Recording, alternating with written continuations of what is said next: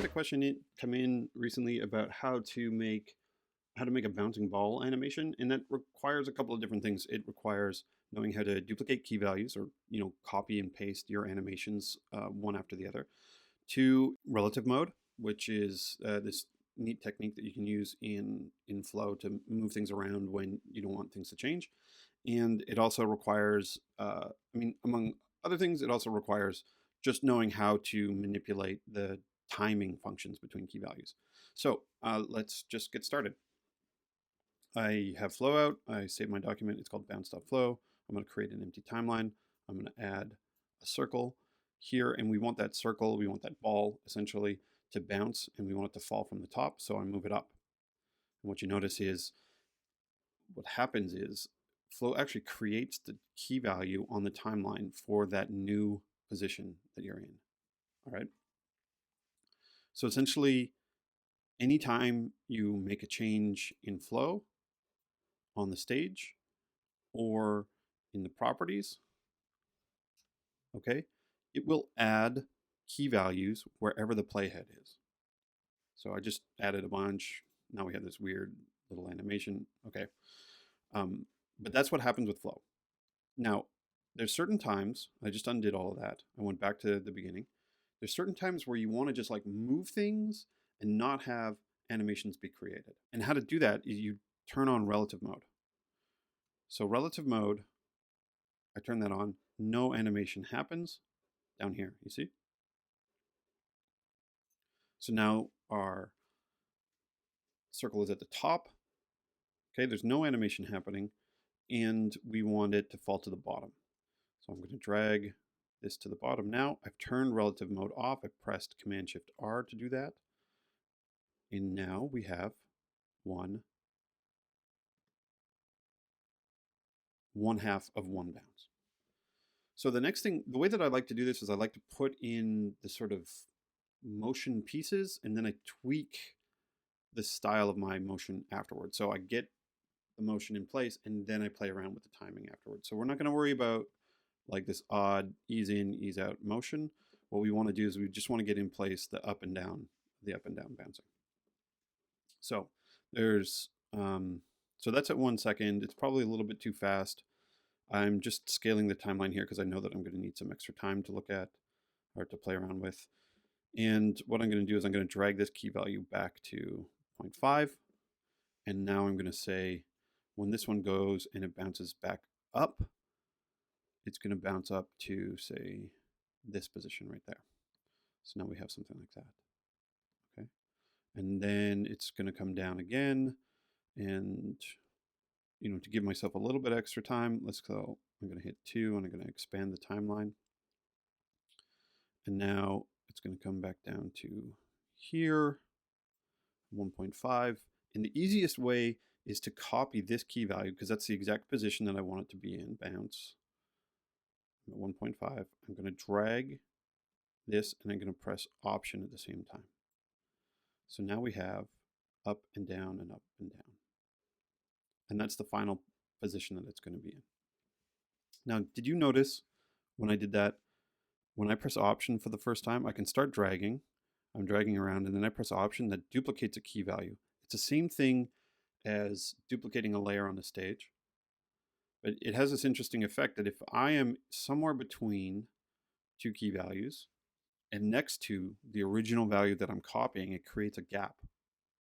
So let me explain about this a little bit. When you see color on the timeline, that means that the space between, or the two adjacent key values like these two, have a different value. And typically you're going to see these more solid colors like this light blue. And that means that there's a change in value between these two. When there's a gap, it means that these two values are the same and that there's no change or there's no animation happening between. So this actually is going to look like a gap of time. It's going to like pause that animation and then it's going to start animating again.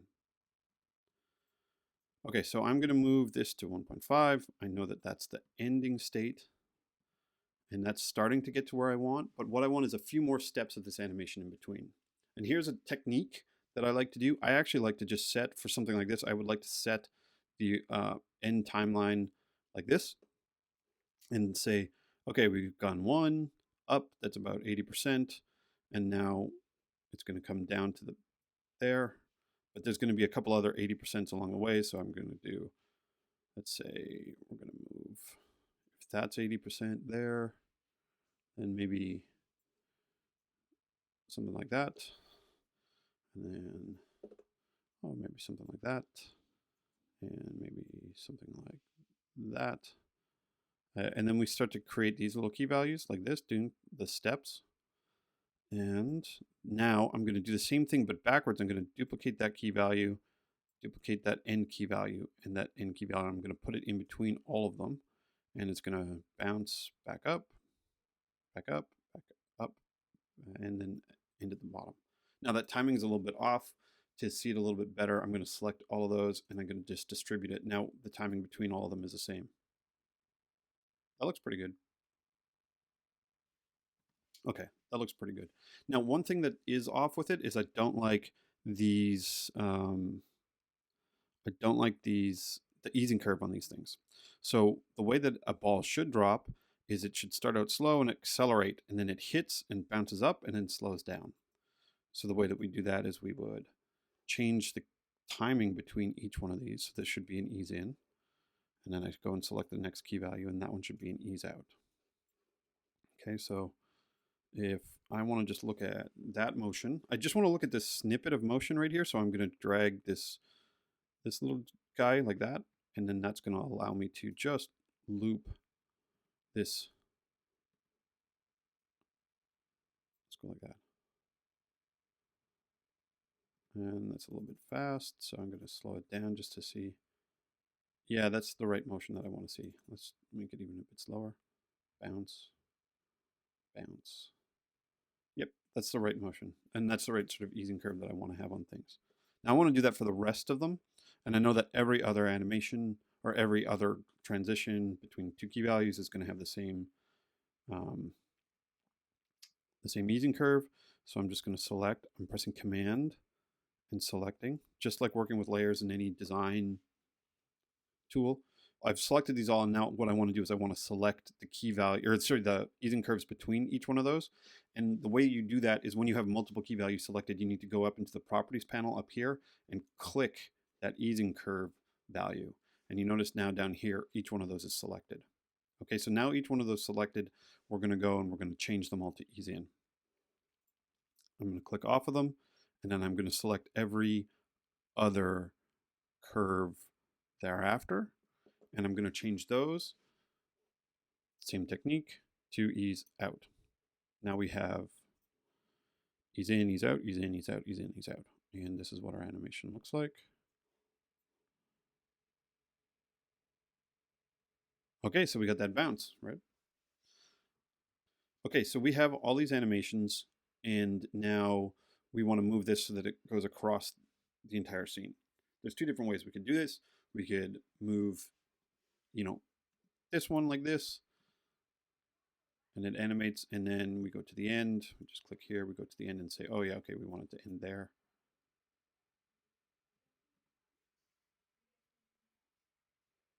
The other way we could do it is we could say, turn on relative mode and move that entire animation over to the left a little bit. And now if we hit play, you see, it just drops in place. And it does that because we move all the key values for that X animation to the left. I mean, there weren't any, but we just moved it and we changed it relatively. And now we're able to go to the end and have that happen. And you see how it's speeding up? I don't particularly like that. That's not really a normal motion for a bounce. What's actually pretty normal is for it to either ease out or be linear. So here's what it looks like when it's linear.